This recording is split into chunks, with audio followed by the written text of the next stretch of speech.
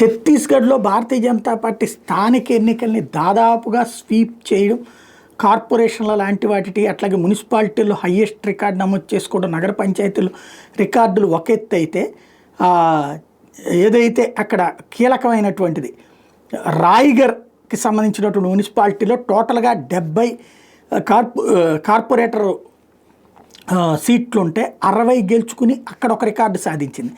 అలాగే అక్కడ మరికొన్ని కీలకమైనటువంటి విజయాలు సాధించింది. ఇంతవరకు స్వతంత్రం వచ్చాక ఏనాడు సాధించలేనటువంటి విజయాలు ఇప్పుడు అక్కడ సాధించింది. అంటే స్వతంత్రం వచ్చాక భారతీయ జనతా పార్టీ ఏనాడు గెలవనటువంటి ప్రదేశాల్లో కూడా విజయం సాధించడం అన్నటువంటిది మరొక కీలకమైనటువంటి అంశం.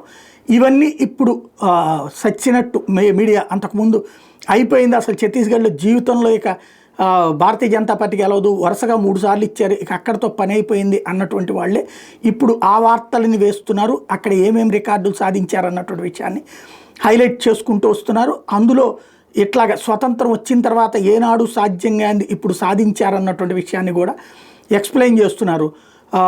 ఏదైతే అంటే అక్కడ ముఖ్యమంత్రి మారితే మారిపోతుంది అన్నటువంటి ఏది ఇక ఉండదు, రమణ్ సింగ్ వెళ్ళిపోవడంతో ఇక రాదు అనుకున్నారు, బీజేపీ పని అయిపోయింది అనుకున్నారు. కానీ పార్లమెంటు స్థానాలు ఘనంగానే సాధించారు మొన్న.